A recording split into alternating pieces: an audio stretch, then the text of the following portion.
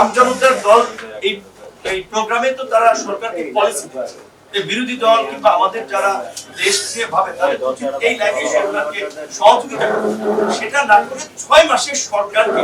যেভাবে ফেলে দেওয়ার জন্য নাস্তানাবুদ করার একটা মিশন নিয়ে নেমেছে, সেটি নিয়ে আমরা শুনতে চাই যে আসলে এরা বাংলাদেশকে কোন দিকে নিয়ে যেতে চায়। তো আমার কাছে মনে হচ্ছে যে ইন্টারিম গভর্নমেন্টের 2 বছর এই যে ইউটিউবার এরা অনেকে ডিজিটাল পদ্ধতিতে চাঁদাবাজি করছে, যারা এই যে তারেক রহমান যেটা বললো আমাদের তারেক ভাই, যে আমাদের জনপ্রশাসন প্রতিমন্ত্রীর কথা যে আমরা এক্সপার্ট বা দক্ষ আমলা এটাও পাওয়া মুশকিল, এটা বাস্তব। গত 15-16 বছরে এই আওয়ামী কোটায় বিভিন্ন কোটারি করে যাদেরকে ঢুকিয়েছে তাদের অনেকেরই সেই এক্সপার্টিস নাই, আবার যাদেরকে এখন টপে আছে তাদের অনেক কিন্তু বিশ্বাস করার ক্ষেত্রে একটা বিষয় আছে যে তারা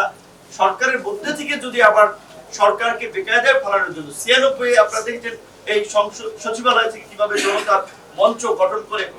সরকারকে আপনার নিষ্ক্রিয় করার জন্য সে সময় কাজ করেছে মখালম সাহেবরা সবাই নেতৃত্বে, কিংবা সে সময় মিলিটারি অনেকগুলো ঘটনা দেখেছি, এত হানিফ সাহেব সব। এখন নিশ্চয়ই সরকার যারা একেবারেই ফেসিবাদের সাথে সংশ্লিষ্ট ছিল, ঘনিষ্ঠ ছিল, তাদেরকে রাখতে পারে না। সেখানে আমাদের বর্তমান এই আমলাদের মধ্যে যারা সেই অভিযুক্ত তাদের তো কিছুটা চাকরি করতেই হবে। সেক্ষেত্রে আমাদের আউটসাইড থেকে যে পরামর্শ যারা দিবেন তাদের পরামর্শ সরকার নিচ্ছে নেয়,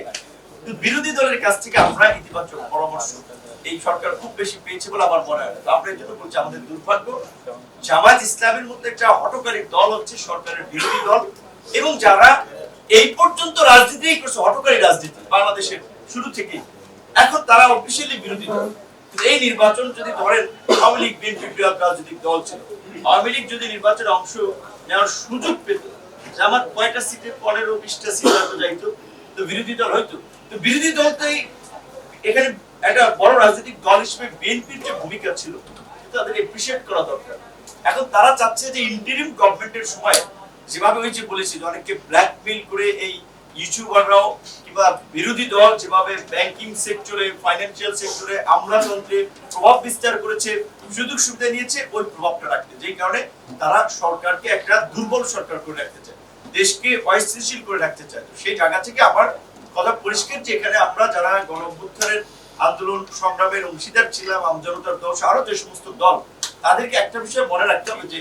বিএনপি কোনোভাবে ধরেন, আমি এটা বিশ্বাস করি যে বিএনপি অন্তত এই